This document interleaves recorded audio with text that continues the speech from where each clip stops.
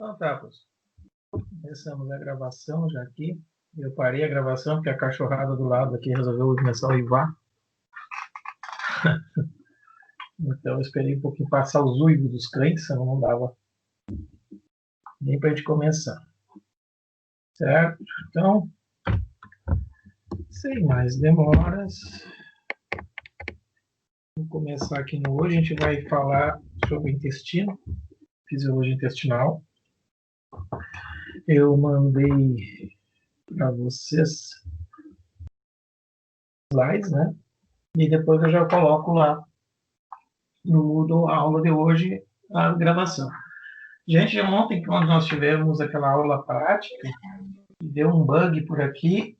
A primeira parte é que ela acabou se perdendo da nossa gravação. Né? O programa que não salvou. Então, eu coloquei aquela primeira parte num vídeo do semestre passado. Tá? Se vocês olharem lá, é a mesma coisa, a mesma explicação, mas é um vídeo do semestre passado. Tá? Vamos precisar fazer de novo aquela primeira parte, explicar de novo. Então, quem não viu presencialmente, né, sincronicamente com nós aqui, pode ver depois. Mas não se assustem que é um pouco diferente. Vai ter umas pessoas diferentes ali, mas são os alunos do semestre passado, tá? Então, hoje a gente vai falar do intestino delgado. A gente já falou sobre digestão de proteínas no estômago, né? Os movimentos, peristaltismo, a fase digestiva e interdigestiva, e vamos continuar por aqui, certo?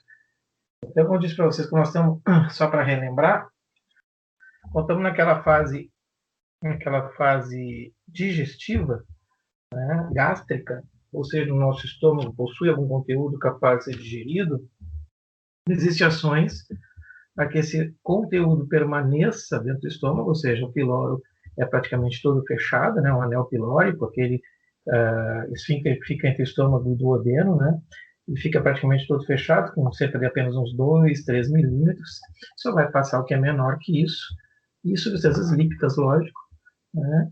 A parte anterior, né, do estômago, aquela parte do fundo do corpo, ali vai ter um relaxamento adaptativo, né, que é para armazenar, e a parte ali do antro, secreção intensa de ácido clorídrico, vai ser provocada pela gastrina, né, e aí nós vamos ter digestão, então vai secretar ácido clorídrico, nosso estômago vai estar secretando pepsinogênio, e isso vai servir para digerir. Quando não tem mais conteúdo, então relaxa o anel pilórico e faz a limpeza. Vem uma onda forte lá do fundo, de corpo, do estômago, né? Percorre todo o órgão e larga esse conteúdo, se houver, se não for só célula de escamação, né? No duodeno. Tá? Então, nós temos essas duas fases. Então, quando nós estamos na fase digestiva, esse conteúdo está chegando lentamente aqui no intestino delgado, certo? Então, tem uma imagem no intestino, né? Só para vocês ilustrar vocês, né? Então, tem o intestino delgado, tá o grosso junto, né? Mas não interessa por enquanto, tá? E a gente vai começar já falando de motilidade nesse local, né? Do nosso trato digestório, intestino delgado. E as funções, né, são de digestão e absorção de alimentos, dos nutrientes. Nós vimos que lá no estômago inicia-se quase completamente feita a digestão de proteínas, né? Algum pouquinho de gordura também começa lá no estômago, né? E o amido já começa na boca, um pouquinho, tá? E tudo isso que escapar, que não conseguia até agora ser digerido, aqui no intestino vai ter novamente processado para tentar ser mais bem absorvido, mais bem aproveitado. Então, as funções do intestino, né, é a digestão e absorção, tá? E essa motilidade que vai haver aqui, ela serve justamente para possibilitar isso, ou seja, então ela vai ter um movimento de mistura, né, que vai misturar esse conteúdo, né, com as enzimas digestivas, e aqui a gente vai ver que tem algumas enzimas que vêm da secreção pancreática e outras que são produzidas na própria parede intestinal. Tá? Então, esse movimento mistura, ele vai fazer com que ele vai apertar, é como se vocês pegassem aquelas massinhas de modelar, né? Quando eu era criança, brincar com aquelas massinhas de modelar, e apertasse entre os dedos assim, né? Então aperta com vontade. Para que fazer esse momento de mistura é isso? Então vai revolver o conteúdo, apertar, vai apertar, tentando fazer com que esse conteúdo toque na mucosa, né, o máximo possível, porque é a mucosa, né, que é a parte absortiva. O conteúdo que está dentro da luz, se não chegar a tocar na mucosa, não vai ser absorvido. Então, tenta aquele movimento, mistura, para fazer isso. Tá? Então, eles põem os nutrientes, né, à mucosa intestinal para absorção. Tá? E também tem um movimento, né, de condução. Nós temos de mistura e condução. Tá? Esse movimento de condução serve para mandar aquele conteúdo não absorvido, né, para frente, manda embora. Tá? Da mesma forma que o restante de todo o trato digestório tem inervação por todo o trato intestinal, duodeno, jejum e ilho, nós temos inervação autônoma, né, parasimpática e simpática, que influenciam, da mesma forma que no resto, influenciam o funcionamento dos plexos. Né? A gente sabe que aqui vai ter muita ação local, aquela ação coordenada pelo sistema entérico, né, sistema nervoso entérico, mas esse sistema nervoso entérico pode sim ser alterado, seu padrão, mediante estímulos parasimpáticos ou simpáticos. Né? Parasimpático, nervo vago, a gente já viu que o vago secreta acetilcolina como uma via colinérgica, sendo assim, aumenta, né, a contração do músculo intestinal. E aqui está mal redigido mesmo, gente. Não é que aumenta a contração. O ideal, tem que melhorar isso aqui, e agora me veio a frase, acho que seria melhor, né?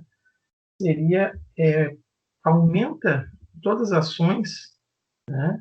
Aumenta as ações no sentido de aproveitamento do nutriente. Tá? Ou seja, aquela fase digestiva, né? E a parasimpática vai diminuir isso aí. Tá? Então, eu não quero aproveitar. Certo? Né? Então, tá aí, ó. Então, na verdade, como acontece no estômago e no resto de todo o nosso trato, quem regula primariamente é os plexos, são ações do sistema nervoso entérico, mediante estímulos locais. Então, quem se alimentou ao meio-dia e não tomou um café da tarde agora, não comeu nada, passou só olhando a aula, já deve estar com um pouco de fome, essa pessoa está com o estômago vazio, ou seja, seu estômago está numa fase interdigestiva. O seu duodeno possivelmente não tenha mais nenhum conteúdo também está numa fase interdigestiva, certo? O volume está bom, gente? Estão me escutando? Começa a falar aqui, não sei se vocês estão me vendo. Tá? Tá bom o volume. Obrigado. Feito. Valeu, gente. Tá? Porque eu mexi sem querer aqui no botão do volume e aqui eu vi. Será que eu apertei? Me perdi? Bom, então vocês no duodeno estão sem conteúdo intestinal nessa região, mas ali, de repente, no jejum tem conteúdo ainda do almoço, né? No ilho tem, e com certeza lá no intestino grosso de vocês, em alguns locais, tem até o café da manhã ou o jantar de ontem ainda. Tá? Depende do que você se alimentar. Tá? Então, da mesma forma que no estômago, a gente vai ter um período digestivo, uma fase digestiva, né? E uma fase interdigestiva. E aqui, o estômago, como é um órgão um pouco menor, né, do que todo o nosso intestino, nós temos, humanos, cerca de 7 metros de intestino dentro da gente, né, 7 metros de intestino delgado, então é um monte de coisa. E é lógico que não vai ser todos esses 7 metros que vai ter conteúdo durante o dia todo.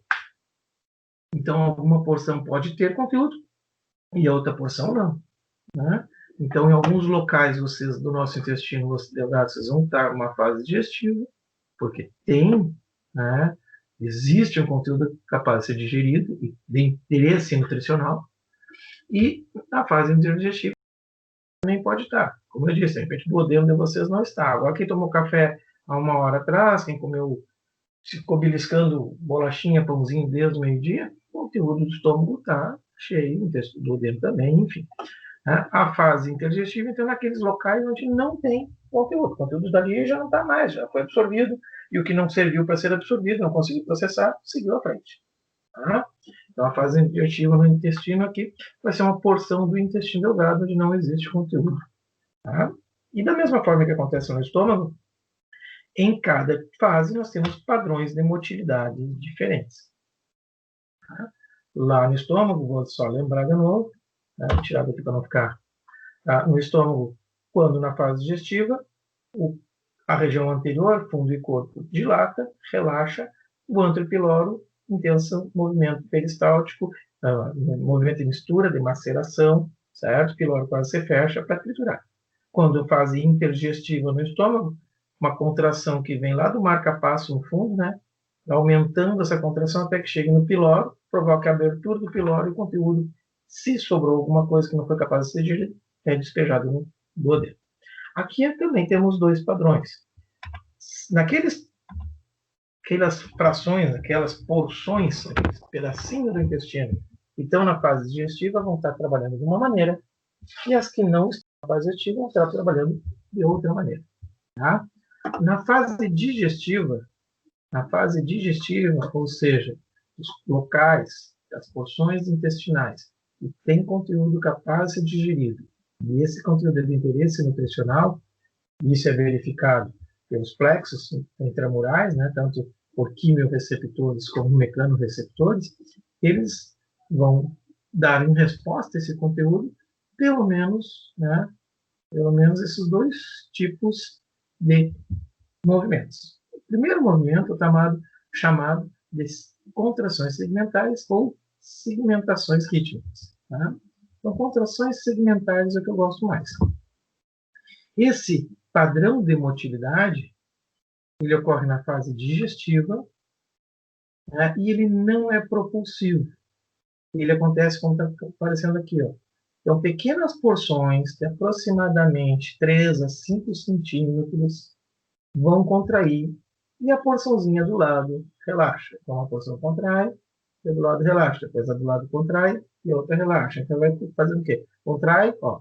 Quando contrai, joga comida para cá. Quando contrai, joga alimento para lá. Quando contrai, joga alimento para cá. E aí acontece que o conteúdo fica pá, pá, pá. Então, fica apertado. Então, tu aperta, né? Pega a massinha de modelar, pega a massa de pão, né? Aperta entre os dedos, e vocês vão ver que esse conteúdo vai espirar para fora. Então, apertou aqui, vem para cá. Apertou aqui, vem para cá. Apertou aqui, vem para cá. Daqui a pouco apertou aqui, vem um pouquinho para lá, um pouquinho para lá. Então, ele fica se movimentando em movimentos de ida e volta, ida e volta, e vai e volta, tentando tocar o máximo possível na mucosa, para ser absorvido. Em média, em humanos, tá? A cada 4 a 5 minutos, eu botei esse valor em humanos apenas para representativo, né? Em cães é a cada média de 8 minutos, em gatos é 4 minutos, então vai depender da espécie. Tá? É só para você saber que a cada um certo tempo, esse padrão muda disso aqui, contrações segmentares, para ondas fracas. Então, mano, tem conteúdo capaz de ser digerido no intestino. Naquela porção que tem esse conteúdo, nós estamos na fase digestiva. Se nós estamos na fase digestiva, nós temos dois tipos de movimentos. O primeiro, contrações segmentares. Pequenas seções de mais ou menos uns 3 centímetros, contrai, e a seção do lado relaxa. Então, a cada 3 centímetros, contrai, relaxa, contrai, relaxa, contrai, relaxa, fazendo com que o conteúdo fique para frente e para trás, fique circulando, fique tocando na máxima de mucosa possível. Passou um determinado tempo, que em humanos fica em média de 5 minutos, vem uma onda fraca. E essa onda fraca vai mandar esse conteúdo que estava brincando para lá e para cá, para frente, por mais ou menos uns 10 centímetros. Então, vem uma onda fraca, conduz para frente. E aí começa de novo a segmentar. Pá, pá, pá, pá, pá, pá, pá. Mais ou menos uns 4 minutos, 5 minutos, onda fraca leva para frente. Segmentar, pá, pá, pá, pá, pá, e onda fraca e leva para frente. E assim vai. Tá? Enquanto tiver conteúdo no intestino delgado capaz de ser absorvido para fazer isso. Essa onda fraca, essa onda fraquinha, que diz ali, ondas fracas, ela é fraca. Ela não consegue apertar de maneira que todo o conteúdo que está ali é jogado para frente. Ela joga uma pequena, uma ondinha, assim, como são aqueles aquelas praias com bandeira amarela, né, bandeira branca, uma ondinha bem fraquinha. Então, apesar dela se estender por uns 10 centímetros, o conteúdo vai caminhar um pouco menos que isso. Né? Vai sair daqui, vai andar uns 4, 5 centímetros para parar, porque a onda é fraquinha. Né? Sobe só um pouquinho para frente. Aí ele fica de novo, não sei, contração segmentar, e assim vai. Vai chegar uma hora que esse conteúdo já foi todo absorvido. Vai chegar uma hora que os plexos intermurais, né, entérico submucoso, percebe que o conteúdo aqui não é mais nutritivo ou que nem tem mais conteúdo. E aí, então, a gente entra na fase interdigestiva. Tá? Antes disso, aqui é um outro slide de contrações segmentares, né, mostrando para vocês esse movimento aqui em cima, né, de uma maneira diferente. Né? Então, essa porção contrai, depois relaxa. A do lado que estava contraído, relaxa, e assim vai. Então, contrai, relaxa, em seguida muda o padrão. Então, aquelas que estavam contraindo, relaxam, aquelas que estavam relaxando, contraem.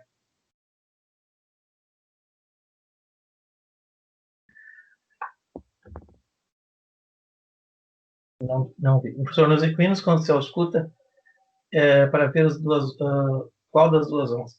Na verdade, no equino dá para escutar, a gente consegue ver a onda fraca, tá? E a que a gente vê mesmo, essa coisinha fica subindo aqui. O que a gente vê mesmo é a próxima onda, que é a tal de onda forte, ou complexo migratório, tá?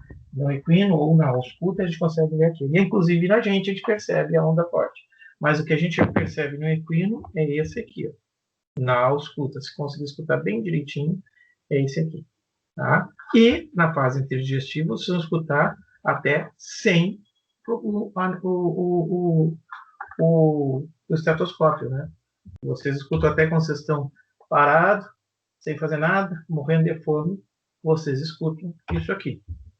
Né? Então, na fase interdigestiva, né, nós temos o tal de onda forte. E essa onda forte, sim, ela conduz para frente com muita força, conduz com compressão e fechando quase que totalmente a luz.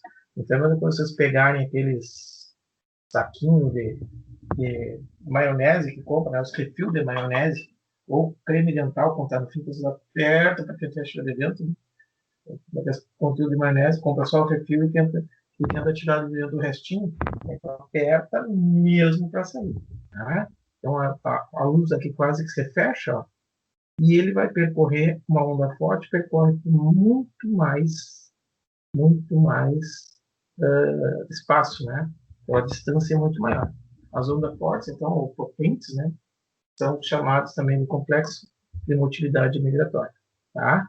E esse aqui é uma função de limpeza. Então, quando nós não temos mais conteúdo, ou é um conteúdo contaminado, né, a gente tem essa onda forte e você já deve ter percebido isso. Às vezes vocês estão com fome, né, e essa aqui é uma onda que ela aparece em fase interdigestiva, né, e é na fase interdigestiva vocês não têm conteúdo, então vocês estão algumas horas sem se alimentar, e aí vocês escutam o próprio intestino fazer um barulho. Diz, meu Deus, às vezes até sente alguma coisa, mas, meu Deus, porque fui eu que fiz isso, né? E é esse barulho do roncar o estômago, o pessoal diz que na verdade não é o estômago que está roncando, é o intestino, né?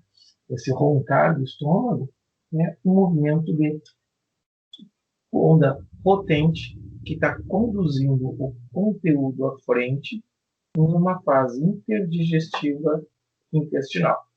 A função é limpeza, tirar o conteúdo dali.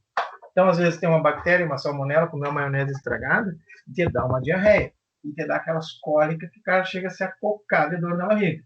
Né? Por quê? É a onda que está apertando e empurrando para frente. Cerca de um metro e pouco, às vezes até 2 metros, já que a gente tem cerca de 7 metros de tripa dentro da gente, tripa fina, né? De intestino delgado, é mais ou menos isso. Tá? Esse aqui, como eu disse, não precisa nem de esteto. Às vezes a gente escuta o roncar até do vizinho, né? Vocês estão conversando com alguém, daqui a pouco a pessoa fala, oh, meu Deus, está com fome. Né? E é por isso que ronca a barriga, o pessoal fala por aí, quando a pessoa está com fome, né? Ou está com seu trato intestinal vazio. Tá? Entendeu? Bem, então são dois tipos de movimento. Se nós tivermos no período digestivo, a intenção é absorver. Então, contração segmentar e ondas fracas. Se está na fase interdigestiva, não tem nada ali, eu quero limpar. E limpar de quê? De bactéria. Né? Limpar de quê? Hoje eu vou, agora que eu falei de bactéria, eu me lembrei. Hoje eu vou falar da parvovirose. A semana passada eu tinha perguntado, né? Então, a onda forte que vem na fase interdigestiva para limpar, mandar para frente, certo? Bom, isso aqui todo mundo sabe, né? A gente fez essa digestão para absorção, botei aqui só para lembrar de falar, né?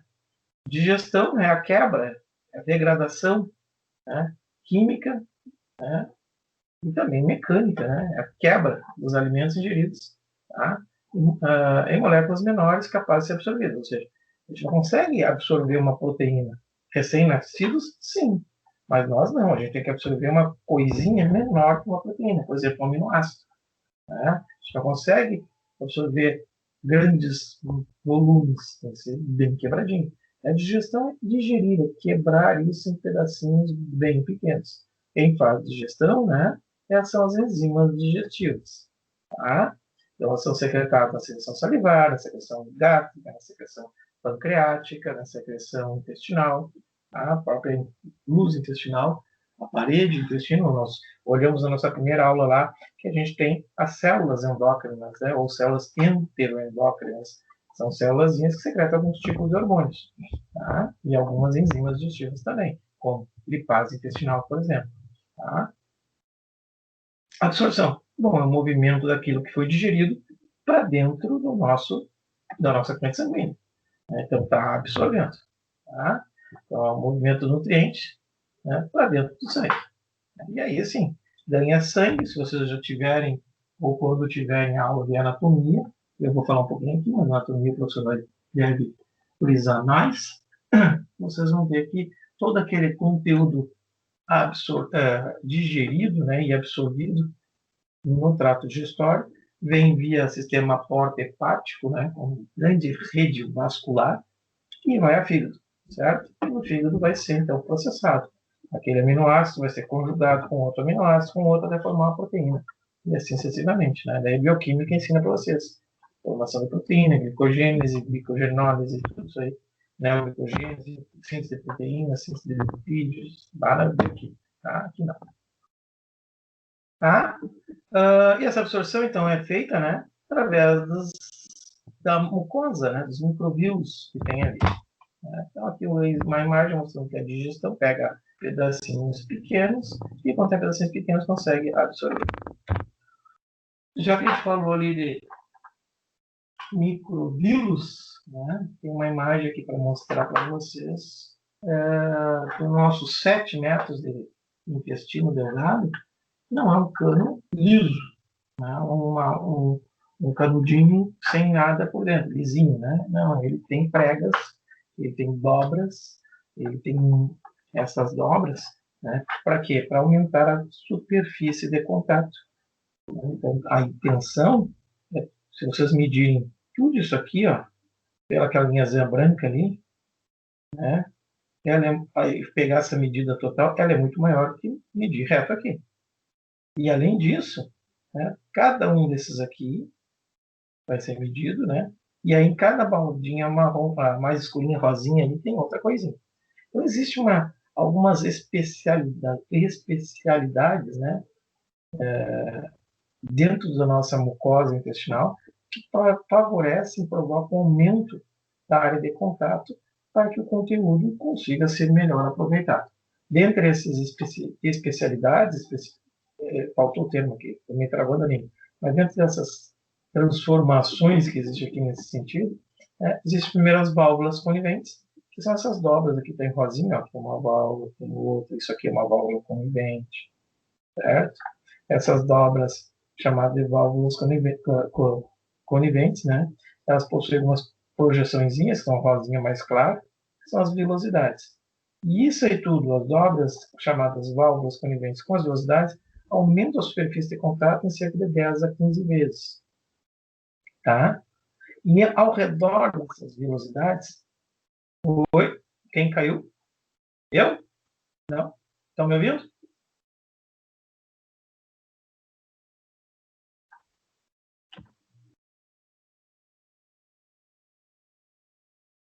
Tá, Aqui tá tudo certo. tá bom, tá bom. Eita, que alguém botou caiu. Eu achei que eu tinha caído, tô falando sozinho aqui. Tá, obrigado, gente. Opa, não é aqui. Meu, ai, amado. Aqui. Tá. Então, essas dobras vão aumentar em cerca, essas velocidades, né? Com as válvulas coniventes, cerca de 10 a 15 vezes. E aí, ao redor de cada uma das velocidades, existe o tal de microvelocidades, também chamadas da tal de Bording-Score. E vão aumentar isso mais 100 vezes a área absolutiva. Então é uma área muito grande. Se eu não me engano, não é no Cunningham. Eu acho que no. Não é no Cunningham, eu acho que é no Guyton. Eu acho que no livro Guyton, Tratado de Psicologia Médica, ele bota um exemplo assim que o ser humano. Não é no Guyton. O ser humano possui a metragem de um campo de futebol oficial dentro como mucosa absortiva. Quer dizer, é muito grande, gente. Pegar tudo isso aqui e multiplicar por 100, cada célulazinha, aqui está só usado, né? Mas aqui tem, é todo por dentro pregado. Quem já comeu dobradinha, né? Quem comer um mondongo, sabe o que eu estou falando. Tá? Limpou as tripas. Tá? Então aqui está. Então nós temos a Bording Score e aqui está a Bording Score. Isso aqui, ó, é um pedacinho, ó, foi pegar um pedacinho aqui, por exemplo, um pedacinho bem pequenininho, tá? Do rosinha, claro, com rosinha escuro. O rosinha escuro, que é as bordas escova, é isso aqui, ó. Cada borda escova, ó, por entre elas, por entre esses cílios aqui, né, de cada bordinha, o que vai passar o líquido que está circulando no intestino. Então, ele passa por aqui. Então, ele é absorvido por essas bordas de escova, depois entra dentro da célula, né, do enterócito. Tá?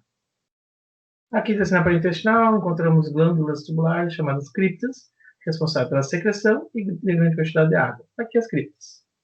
Então, aqui nós temos a vilosidade, né, que está aqui, ó, as vilosidades, que são cada um desses dedinhos de luva aqui, né? Então, tá aqui, ó, a vilosidade. Aqui tem um vilo, ali tem outro vilo, está cheio de vilo, né? Então, se nós pegarmos a figura inicial aqui, ó, um segmento do intestino, né? Aqui tem uma válvula conivente, ó. Cada válvula conivente com seus dedinhos aqui, parece um dedinho, né? Que é uma velocidade. Pegou uma velocidade, trouxe para cá. Aqui está ela. Então, essa aqui é uma velocidade. E esses quadradinhos aqui, que ele fez um quadradinho aqui em cima, ó. Ele fez um quadradinho, pega esse quadradinho, corta e amplia para cá. Então, essas coisinhas que tem aqui, ó, são cada um uma microvelocidade. Tá? Então, tá aqui as microvelocidades. Cada célula, isso aqui é uma célula, um enterócito, tem suas microvelocidades. Então, o vírus é formado por enterócitos, né? Por células que, absortivas, e cada uma dessas enterócitos, dessas células, possui os microvírus.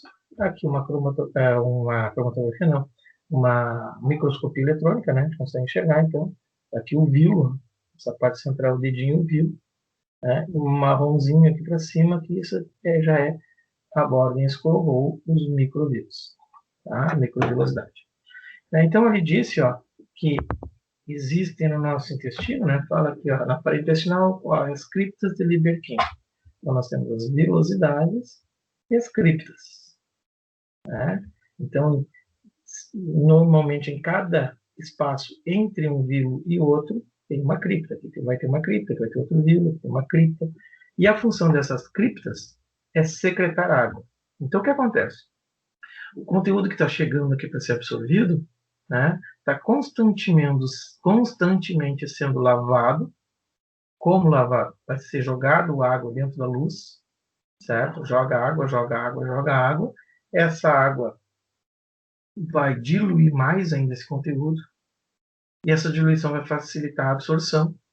Então, a cripta secreta água e a vilosidade absorve, os microvírus absorvem, seja pela parede, ó, parede basolateral, algumas substâncias são absorvidas basolateralmente, outras pela parede apical. A parede apical então, atravessam pela célula até chegar na corrente sanguínea. A cripta, assim, é bem essa fendinha aqui, esse buraquinho aqui. Ó. Isso é a cripta, que está aqui dentro desse círculo que eu aumentei aqui. Esse círculo não faz parte do intestino, eu botei aqui só para ilustrar, um círculo vermelho. Esse buraquinho, assim, essa caverninha, essa criptazinha, é a cripta, tá? Tá aqui a cripta livre aqui. Aqui secreta água. Vai diluir o conteúdo e cada vilo absorve a água e junto, então, vai vir aminoácidos, vai vir nozes, vai vir carboidratos, quer dizer, todos os nutrientes que conseguiram ser feitos dela. Todos os nutrientes que conseguiram ser digeridos em tamanhos suficientes para atravessar essa célula. Tá? Se for grande, não conseguiu digerir, não vai conseguir absorver. Então, tem que ter uma digestão eficaz. Né? Então, ou seja, para ter uma digestão eficaz, a gente tem que ter uma atuação enzimática eficaz. E a gente já viu naquelas aula prática ali que a temperatura e pH, por exemplo, já altera o padrão de digestão. Então, não vai quebrar esse conteúdo em tamanhos pequenos suficientes para ser absorvidos. Começamos a não absorver. Então, precisamos proporcionar a esse animal, ou melhor, a essas enzimas, proporcionar a essas enzimas um ambiente adequado, pH, temperatura, enfim. Bueno, então o conteúdo é absorvido. Nota que dentro de cada vilo, cada dedinho de luva, né, cada um desses dedinhos de luva, ocorre, aparece um capilar sanguíneo, né, capilarzinho, é um vasinho capilar, se anastomosa, né, voltando como uma vênulazinha, e aí volta para a corrente sanguínea. Tá? E no meio dessa coisa amarela aqui é um vaso linfático, certo? Todos os nutrientes absorvidos no nosso intestino entram pela velocidade, seja pela membrana apical ou pela membrana basolateral, tá? Uma ou por outra, atravessa entre elas aqui, ou através dela, tá? Que é a apical ou basolateral, e vão chegar no vaso, na corrente sanguínea. E daqui, como eu disse para você, sistema porta-hepático, fígado.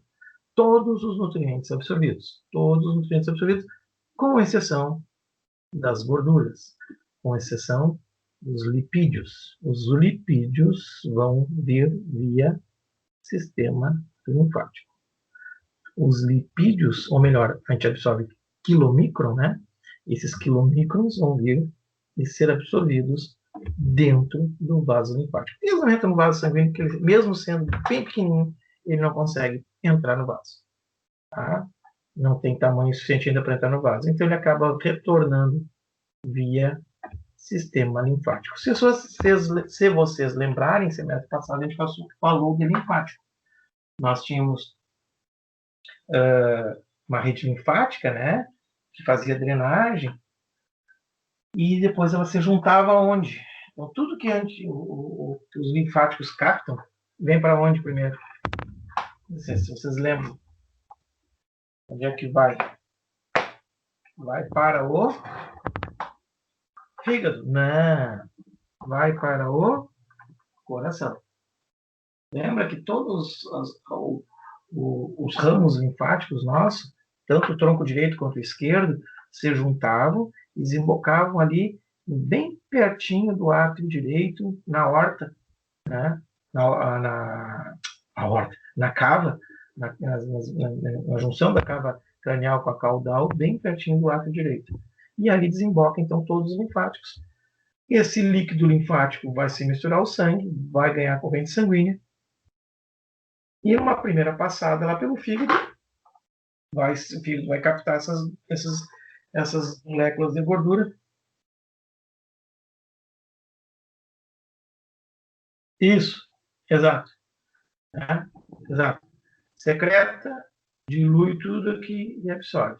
Secreta, dilui e absorve. Tá? Então, secreta a água e essa água é absorvida pelos vírus. Tem uma imagenzinha mais à frente para mostrar melhor. Então, todos os nutrientes, com exceção da gordura, entram nos vasos linfáticos. E o restante vai tudo, então, né? Todos os nutrientes vão para cá e as gorduras que vai para o vaso linfático. Todos os nutrientes do vaso sanguíneo, e a gordura do vaso linfático. Dos vasos sanguíneos, aqui já se junta, eles vão se anastomosar, né? Vão se juntar, formando veias, a veia porta, né? Sistema porta hepático, a veia porta vai cair lá no fígado, e aí o fígado é uma fabriqueta, vai fabricar para nós nossos carboidratos, nossos colesterol, gordura, proteína. Então, o fígado vai fazer isso aí. Reservas energéticas e nutricionais. Tá? A gordura, então, ganha linfático e vai primeiro para o coração e depois chega no fígado e vai ser metabolizado também. Tá? Só que eu quero só dar um parêntese aqui, né? Não faz tanta parte disso, seria parte do semestre passado, mas a gordura está aqui fazendo um papel. Né? Esse aqui, como ela não consegue entrar pelo seu tamanho molecular, ela não consegue entrar no vaso sanguíneo, então ela vai direto via linfática e cai no coração. Por isso que a gente tem maior intercorrência, né? Dependendo da alimentação, maior risco de problemas de arteriosclerose cardíaca, né? Entupimento de artérias no coração, enfim. Tá? Por isso que a gordura vai primeiro para lá. Aqui está o mesmo vilo, né? Só que daí ele pegou duas imagens, cortou aqui, ó, cortou aqui, pegou esse pedaço, virou de frente para vocês estão vendo que é uma vista, um corte. Então aqui está, né, o nosso dedinho de luva, né, o nosso vilo. Aqui cada uma dessas células é um enterócito com sua borda escova em cima, certo? Aqui está o vaso linfático, né? Tá? E os capilares sanguíneos, as vênulas e as arteríolas se ramificam formando capilares para poder fazer a absorção. Tá? Eu vou aproveitar esse aqui, ó, né? Aproveitar esse aqui para falar da nossa, que o pessoal pediu no semestre passado, sobre a tal de parvovirose. O que acontece na parvovirose? E aí uma coisa, não lembro se eu já falei para vocês, né? A parvovirose ela é uma doença infecciosa viral, né? O nome está dizendo, parvovírus. Né? O vírus da parvo, ele se instala normalmente em locais que estão com células constantemente sendo trocadas. Ele gosta muito de locais com células que estão sempre sendo trocadas, renovadas. E os dois principais locais do nosso organismo, o organismo dos cães, já que a gente vai falar de parvo, e ele é um vírus específico da espécie, né? Esses dois locais são o nosso coração, do cachorrinho, e o trato intestinal. Está constantemente trocando células, constantemente renovando as células para o órgão ter condições de trabalhar sempre na melhor dos 100% dele. Justamente. Quem já sentiu, quando vocês começarem a trabalhar com clínica, se chegar o cachorrinho lá na esquina da clínica, vocês já sentem o cheiro, já sabe, vai entrar um parvo aí. Tá? É verdade. O cheiro é sangue, né? É um cheiro de sangue com bactéria, é uma coisa horrível. Tá? O que acontece? O vírus, então, se instala nessa mucosa e, como eu disse para vocês, então existe uma não é tão relatada, talvez vocês nem sabiam, existe o parvovírus que está no coração. Ele é pouco relatado, por quê? Porque o cachorrinho se infecta e morre em seguida. Não dá tempo nem de ter os primeiros sinais clínicos, o sinal clínico dele morreu. Né? E aí o pessoal acha que foi envenenado, teve mal súbito, e muitas vezes nem relata, nem leva para o veterinário para ver o que aconteceu, porque também já morreu, só enterra. Né? Porque quando vai dar o sinal clínico, dá uma parada cardíaca e o animalzinho morre. No trato intestinal, quando ele é muito maior e não afeta todo o trato, né? Afeta frações, depois, lógico, vai aumentando, dá tempo de acontecer toda a sintomatologia. Em trato intestinal, então, o que acontece? O vírus se instala e o vírus é muito inteligente, é um ser extremamente inteligente e arduoso. Ele é ardiloso, né? Ele faz um esquema. O que o vírus quer? Ele quer que o ser viva para ele. O ser que está ali trabalhe para ele, nutra ele e sustente ele. Né? Para que ele consiga fazer isso, ele acaba destruindo as células de defesa, para que as células de defesa não destruam ele. Né? Então, o que o vírus faz? Primeira coisa, o vírus é se replicar, reconhecer a célula de defesa e tentar neutralizar elas. Tá? Depois disso, como não tem mais célula de defesa, aquelas bactérias simbióticas que estavam aqui vivendo, né, na flora intestinal, e bactéria, ao contrário de vírus, o vírus é inteligente, bactéria é um bicho burro, né? bactéria começa a se reproduzir, reproduzir, reproduzir, reproduzir, reproduzir, reproduzir, reproduzir, reproduzir e vira uma bagunça.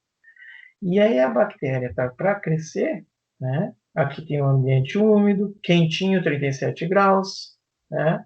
E aí o que acontece? Ela começa a destruir e comer a própria mucosa. Então a bactéria começa a se alimentar desse tecido aqui. Então a bactéria se alimenta do tecido dos enterócitos e daqui a pouquinho come tudo isso aqui e embaixo tem aqui os vasos sanguíneos. Quando comer parede muscular de artérias, digerir, nós vamos ter, ou de veias, nós vamos ter sangramento. E aí, quando começa o sangramento, o ambiente para a vida bacteriana melhora ainda mais. Que além de úmido e quentinho, né, agora tem sangue, tem nutrientes. Não vou nem dizer quem, mas eu acredito que ninguém tenha conseguido ainda fazer estágio. Né? Se nós tivéssemos presenciais, vocês teriam que fazer estágio. Muita gente vai lá para o LABAC, Laboratório de Bacteriologia, ou por Parasitologia, e aí vocês veem lá que às vezes vocês fazem cultura bacteriana em agar-sangue. Agar-sangue, por quê? Porque o sangue é um meio de cultura, um meio de alimentação bacteriana. Então, o que acontece? As bactérias e o parvovírus provoca então, uma enterite, ou às vezes pior, uma gastroenterite hemorrágica. Né? Ele provoca uma enterite hemorrágica, que enterite é só intestino, gastroenterite é estômago e intestino, né? Hemorrágica está saindo sangue. Então, o parvovírus provoca isso, mas não é a intenção do vírus provocar isso, porque se agravar, o animal vai morrer. E pelo vírus, ele deixa o animal o resto da vida com ele ali. Né? Então, o que acontece? As bactérias, e por isso que a gente tem, então, eu já aproveito para exemplificar, eu falo nisso, por isso que a gente tem aqueles movimentos, aqueles padrões de motilidade no sentido de limpeza. Né? Para quê? Porque mesmo sendo bactérias simbióticas que estão ali, elas são controladas, elas estão numa população controlada, vem uma onda, tira para fora, né? Então as fezes do animal é contaminada com bactérias. As fezes do animal possuem algumas bactérias, por mais que não sejam patogênicas, né? Se elas começarem a crescer dentro do trato, se reproduzir em demasia, elas vão virar patogênicas.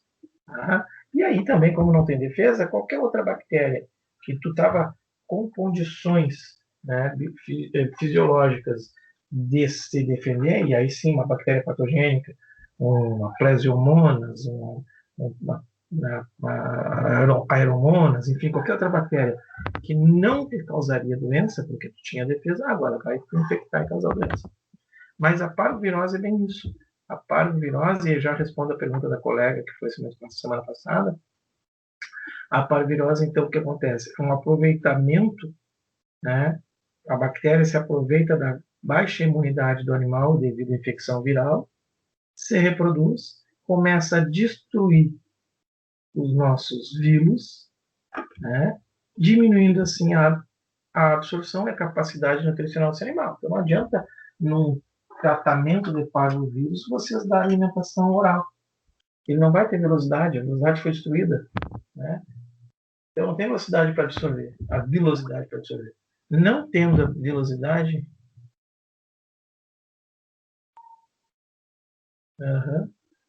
soro, e ela tinha o que? Ela tinha tomado alguns anos, também, o cheiro da ruim.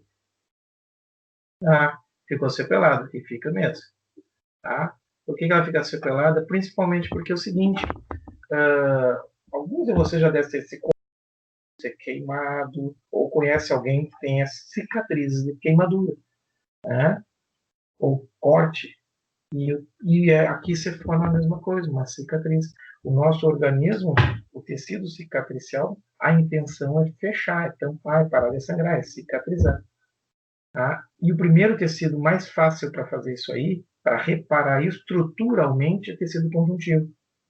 Então, vai reparar estruturalmente aquele dedo cortado, aquele braço queimado e aquele vilo intestinal destruído com o tecido conjuntivo. E tecido conjuntivo é afuncional. O que eu quero dizer com isso?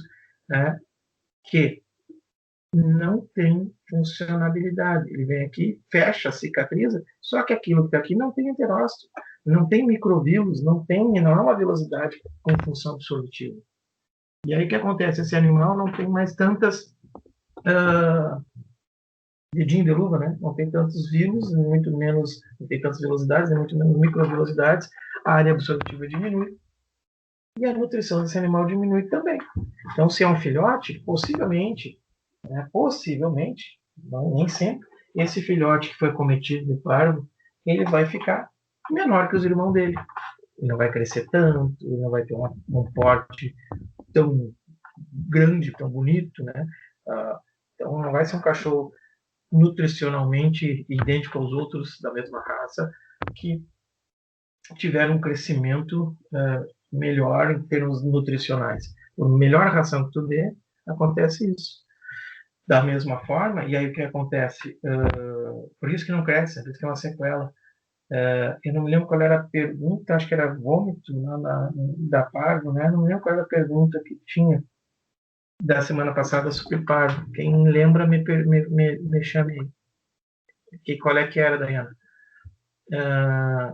Qual era a tua pergunta? Eu não me lembro. Era sobre estômago, eu acho, sobre absorção de proteína. Não lembro o que que é.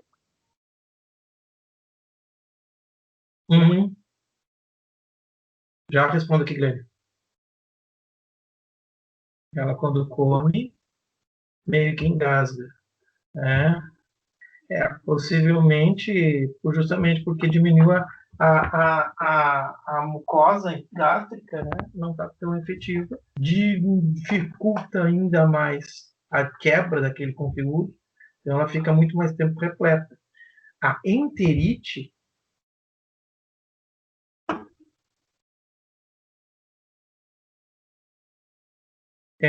já falo contigo, Paulo, também, tá?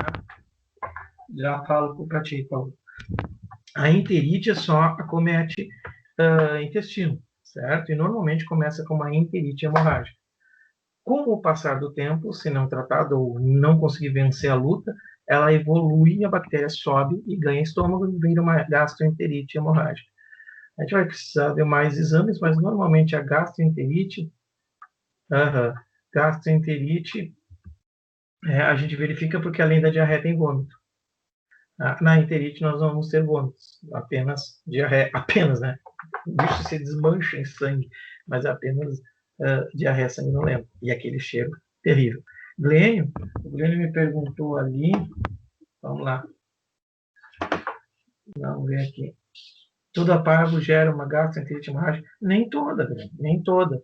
Né? Às vezes aquela parvo, como eu disse, que acomete o coração primeiro, não dá tempo. Tá? E às vezes, se o dono é mais esperto, começa uma diarreiazinha e ele já busca o cuidado, né? Pode até tratar antes de cometer tanta hemorragia assim, né? Mas a maioria das vezes a gente vai ter uma diarreia sanguinolenta assim, vai ter uma enterite hemorrágica assim.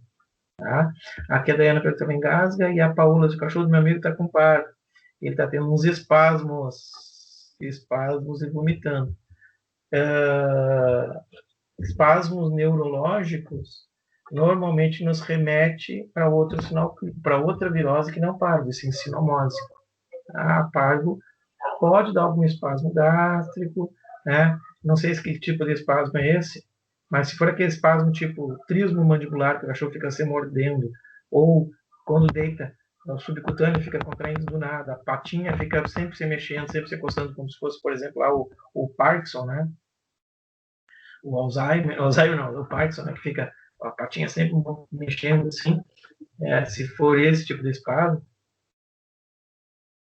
foi feito o teste, não está concentrado. Ainda bem. Isso, parece que está sonhando. Às vezes os testes não são tão eficazes, né? Tá aí o coronavírus para mostrar. Tá? Mas.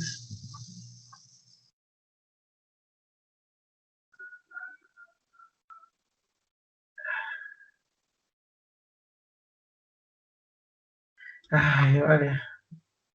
Sabe quando eu leio essas coisas, dá vontade de matar meus colegas veterinários, porque, gente, eu vejo tanto absurdo,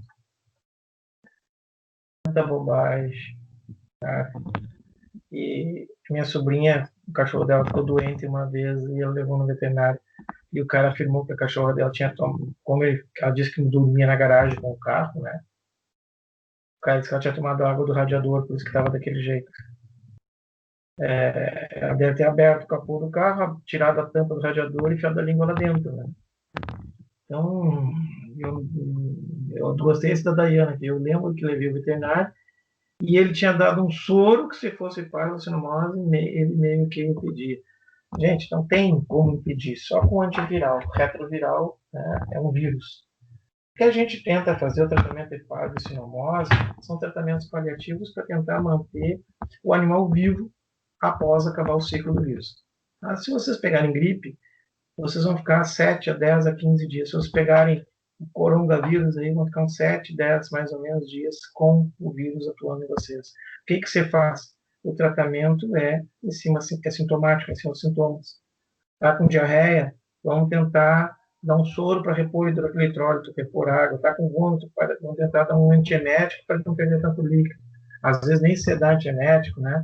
Depende de cada caso. Tá? Vamos dar bactéria. Está com parvovírus, tratamento antibacteriano. Sim. Mas é vírus, tem que se usar antiviral. Tem que usar antiviral. É difícil, acho que conseguir antiviral, é caro antiviral, o dono nunca quer, e ainda mais para esse tipo de vírus, não vão usar um antiviral de largo espectro que não vai adiantar nada. Então, se usa antibiótico por quê? Por causa da bactéria oportunista. Não que o cachorro, que o vírus vai ser afetado pelo antibiótico, mas aquela bactéria oportunista que está causando enterite, que está causando diarreia, que está causando vômito, a gente vai tentar tratar com antibiótico. Né? E esse vírus vai demorar cerca de 15 dias. Se vocês tiverem gripe e não tomarem nada, vocês vão ficar 10, 15 dias com gripe. Vocês vão aprender lá em clínica que tem a tosse dos canis, que se tu não tratar o cachorro com tosse dos canis, vai demorar 15 dias e ele vai parar de tossir. Se tu tratar o cachorro com tosse canil, ele vai demorar 15 dias, só que ele vai tossir menos. Ele não vai estar... É que nem vocês tomarem antigripal, né? Então vai ficar com o corpo cansado, com febre. Vocês vão diminuir as reações, né? Vão melhorar o estado de vida daquele paciente por uns dias. Mas se não tratar, se ele não morrer, né, ele vai passar aquele tempo e ele vai voltar. E ele vai morrer de quê? Dos problemas causados principalmente pelas bactérias oportunistas. Desidratação, principalmente. Né? Daiane, mas não adiantou nada, eu troquei de veterinária, graças a Deus. Eu tinha um professor na graduação que dizia assim, né? Vocês estão tratando para alguma coisa, tá? Não deu certo, troca a terapêutica, ou seja, está dando amoxicilina de 8 em 8, dá de 6 em 6. Né? Troca a posologia. Tá? Não deu certo, troca o medicamento. Vamos dar amoxicilina, vamos dar neomicina, vamos dar outro antibiótico, por exemplo. Tá? Não deu certo, aí troca o veterinário. Tá? É isso aí. Tá, gente? Então, assim, é verdade. Tá? Então, é só para ilustrar vocês aqui. O sinomose, já que eu falei, é um outro vírus, né? Ele é parente do nosso... O vírus da sinomose é primo irmão do nosso sarampo. Mas não tem perigo. Nós não pegamos sinomose, os cachorros não pegam sarampo. Tá? Não se assustem. Podem me abraçar no cachorro. Só que o vírus da sinomose, ele tem um quadro normalmente neurológico. E de neurológico, ele acaba ganhando, né, outras vias. Então, normalmente, a via de infecção do vírus da sinomose é aérea, parecida com coronga. Né? Respira e entra, inala e vai para o pulmão. Tá? O cachorrinho acaba formando uma infecção bacteriana, pelo mesmo motivo que o anterior, né? Ou seja, aqueles vírus se instalam no pulmão, aquele vírus baixa a imunidade daquela região para não morrer, as células de defesa não destruírem ele, e as bactérias oportunistas, que estão até o próprio ar que a gente respira, vão aproveitar daquilo que não tem defesa e vão tomar conta, gerando uma pneumonia bacteriana. Pneumonia com pus, purulenta, né? Nós sabemos cuspir. Então, quando vem aquele catarro, desculpe o termo, mas é catarro mesmo, na garganta a gente gospe fora. O cachorro não sabe cuspir. Então, ele deglute aquele catarro ricamente contaminado com bactéria, e aí ele consegue contaminar o trato intestinal dele. E é o que acontece, além de pneumonia, agora ele está com gastroenterite. Né? E no meio desse trâmite, o vírus tem uma afinidade muito grande por neurônios, ele acaba achando alguma via nervosa, se não no trato respiratório, normalmente ganha essa via nervosa no trato gastrointestinal, porque a mucosa começa a ser destruída pelas bactérias que estão ali, e expõe vias nervosas dos plexos, e as bactérias ganham essa via nervosa e acabam, então, causando uma neuropatia também. As sequelas da sinomose são bem piores, porque causa convulsão, causa trismo mandibular, né? Às vezes o animal chega até a quebrar os dentes, apertando os dentes, né? E assim vai. Tá? Mas o fundamento aqui era nós só ilustrar, deixa vocês falar disso aí lá na clínica de pequenos, lá pelo 9º semestre. Olha a coisa querida, meus cachorros, meus vizinhos aqui. Ó, um tijolo lá. Esse cadeledo é uma praga de um vizinho aqui que é... Aquelas ONG, sabe, que junta cachorro. Eles são de ONG que junta cachorro. Só que as ONG que junta cachorro é muito bonito quando a pessoa cuida do cachorro. Mas eles botam o cachorro, sai às 8 horas da manhã para trabalhar, volta às 8 horas da noite. E aí late. Aí fim de semana, o dono da ONG que cria cachorro sai a viajar e deixa o cachorro sábado, domingo. Eu vou denunciar o cara da ONG para a ONG, né? O que alguém escreveu aqui que eu tava... eu vou jogar um filho do rato ali. Até contar. Tá, meus queridos, voltando aqui. Deus livre. Brincadeira. Tá? Então aqui, ó. Então nós temos mais uma imagem, né? O nosso trato intestinal tem roxinho ali, tá mostrando os vírus do Dindeluva, né? Em volta aqui não tá aparecendo, mas tem os microvírus nos seus enterócitos. Tá? Aqui a criptazinha, ó. E por que secreta água na cripta? Todas essas células aqui, ó, são enterócitos.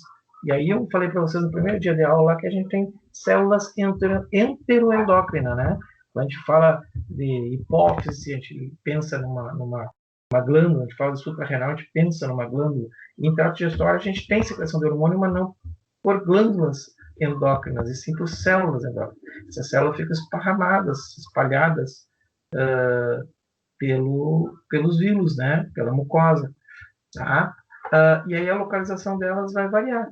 Mas mesmo variando, sempre as células de Panet, essa célulazinha aqui de Panet, ela se localiza no fundo da cripta. E essa célulazinha de Panet, ó, tá? É uma célulazinha que secreta lisozima e constantemente água. Essa célula secreta água, cadê ela? Aqui cadê outra cor, né? Que tá vazio, amarelinho. Tá? Eu achei que estava melhor, mas está mais bonito aqui. A célula dependendo é uma célula que secreta sempre lisosimas e água. Então, essa célula que vai secretar água, essa água vai entrar na luz e vai ser absorvida pelos enterócitos que estão aqui, pelos vírus, né? Célula absortiva. Tá? Aqui está mostrando em amarelo que a maior concentração de célula absortiva é no ápice. Mas tem também aqui, ó, aqui tem célula absortiva, aqui tem, tá? Mas a maior concentração é no ápice. Por isso que acontece, como eu disse, a sinomose, a parvirose, ela é bem mais complicada quando a destruição dos vírus começa de cima para baixo, né? E aí, uma vez que cicatriza, é um tecido conjuntivo, né? Um tecido cicatricial. Esses tecidos conjuntivos não são funcionais. Por isso que vocês vão ver lá em clínica que alguns tratamentos, principalmente, por exemplo, úlcera de córnea, né? O que acontece com úlcera de córnea? Vocês fazem um tratamento com antibiótico paliativo. Só que se ocorrer uma cicatrização no olho, né, normalmente com uma mancha branca, e aquela mancha branca atrapalha na visão. Então, a úlcera de córnea a gente trata com antibiótico e também trata, né, com um corticoidezinho. Para que o corticoide? Para retardar a cicatrização. Para que eu quero retardar a cicatrização? Só que sempre que vocês tratarem um animal infectado com vida e regra, já começa a pensar nisso antes mesmo de começar a clinicar e a gente chega na clínica. Né? Sempre que vocês estão um animal doente, debilitado, com baixa imunidade, vocês precisarem usar corticoide, às vezes precisam usar corticoide, vocês vão ter que entrar com antibiótico. Tá? Mas ele não tem nada, mas ele está um pouco debilitado, eu vou dar um corticoide. Mesmo que ele não tenha nada, dá um antibiótico, que vai baixar mais a imunidade desse animal. Então, um bichinho está com úlcera de córnea, por exemplo, eu falo da cicatrização, né? Vocês vão ter que usar corticoide para retardar essa cicatrização. Para que eu quero retardar a cicatrização? Porque, como eu disse, na cicatrização, o primeiro tipo de célula que vem é o tecido conjuntivo, que é estrutural. Ele vai só fechar o buraco ali, deu. Se eu atrasar isso aí, com o passar dos dias, começa a ser produzido células funcionais, né?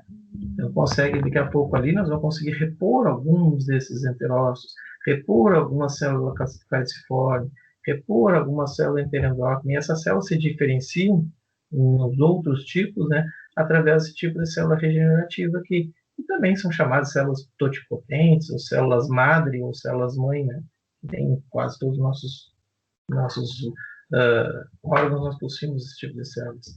Então, a célula regenerativa, que ela normalmente ela pode se diferenciar, se transformando em uma interendócrina, vai secretar algum tipo de hormônio, uma célula de Panic vai secretar água e lisozima. Essa lisozima, né, é uma enzima que vai ajudar também na digestão de alguma coisinha lá em cima. Ou uma célula absortiva, como o nome está dizendo, absorver. Enfim, tá? Era mais para mostrar isso. Esse slide está meio borrado, tá ruim, mas mostra a mesma coisa. Não vou me ater a ele, depois vocês olham de novo. E aqui está aí, eu fiz uma ampliação, né? Essa setinha tinha que ter ficado mais para baixo, ali na célula de Planê, né? Mas o que acontece? Secreção constante pelas criptas e absorção pelos vírus, tá? É assim que nós conseguimos, então, fazer a nossa digestão e absorção. Sempre vai secretar e vai absorver. Vai secretar 1 litro, absorve 1 litro. Secreta 5 litros, absorve 5 litros. Se ocorrer diminuição na absorção ou aumento na secreção, vai dar os compassos. Se eu secretar mais do que eu consigo absorver, vai ter mais água saindo. Se eu absorver menos do que eu estou secretando, também vai ter mais água saindo, ou seja, diarreia.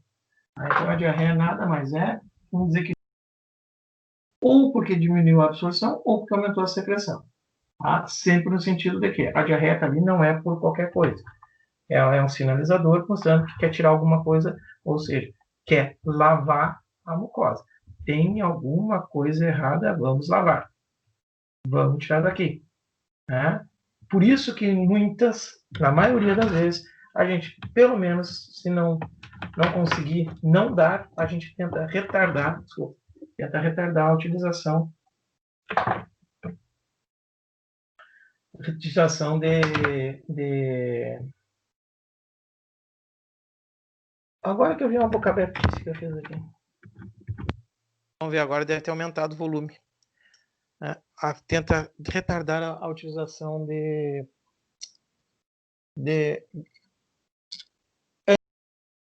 né? Aqueles remédios para segurar a diarreia.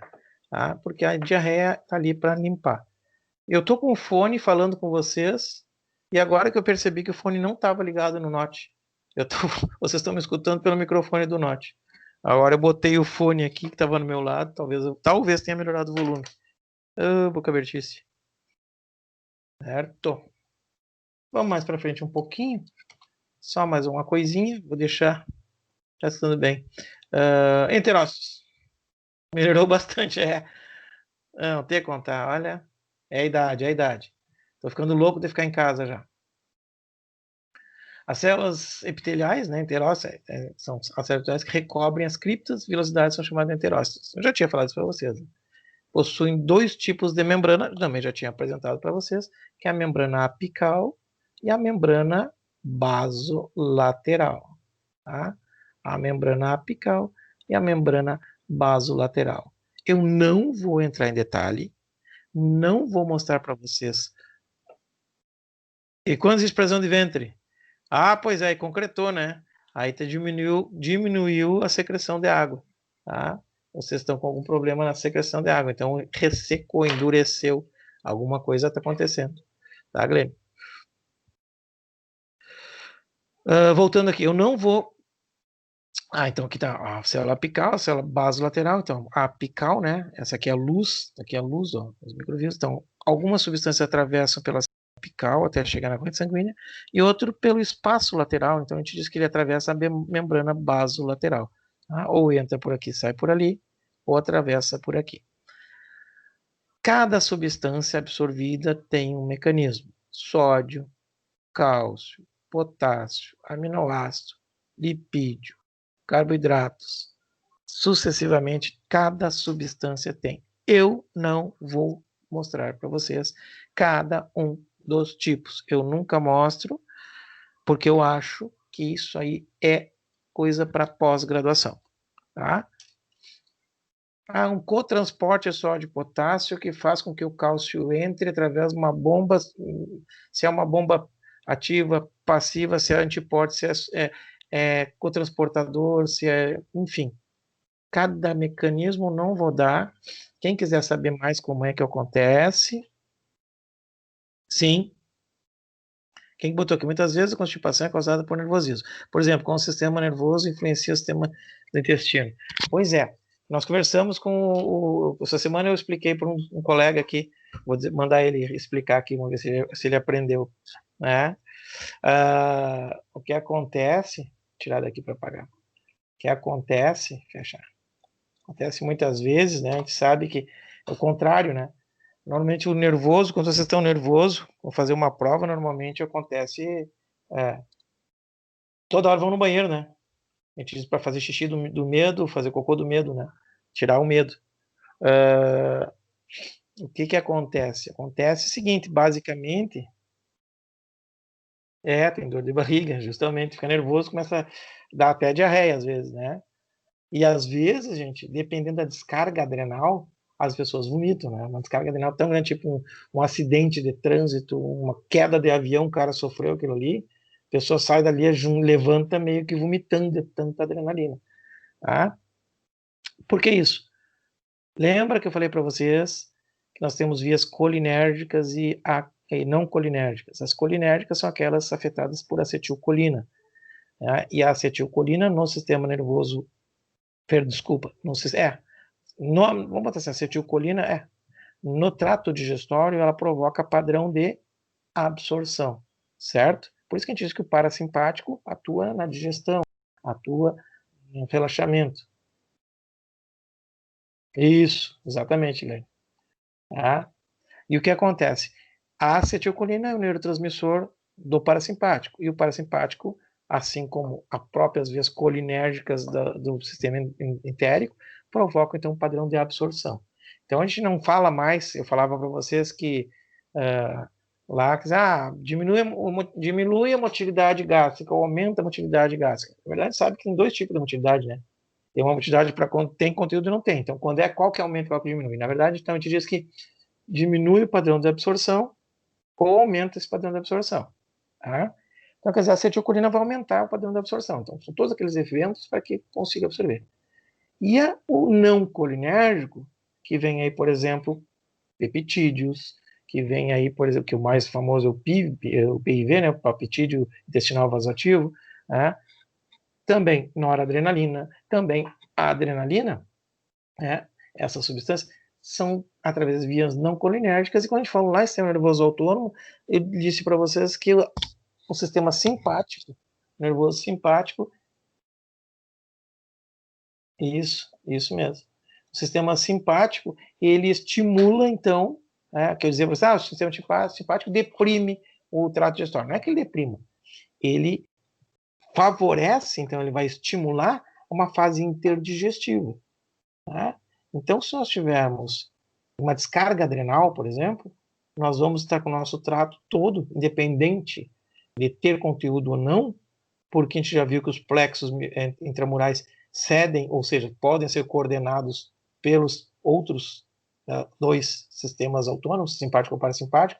E aí o que acontece? Se nós tivermos uma descarga adrenal, nosso trato digestório, né, vai ser sensibilizado, e o padrão agora vai ser aquele padrão de interdigestivo. Então, o que acontece?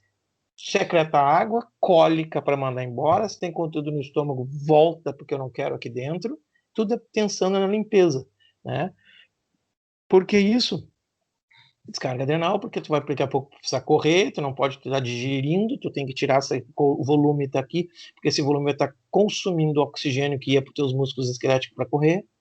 Então, o pensamento primitivo do nosso organismo pega todas as reservas de oxigênio do sangue para nutrir o músculo esquelético, vou precisar correr, fugir.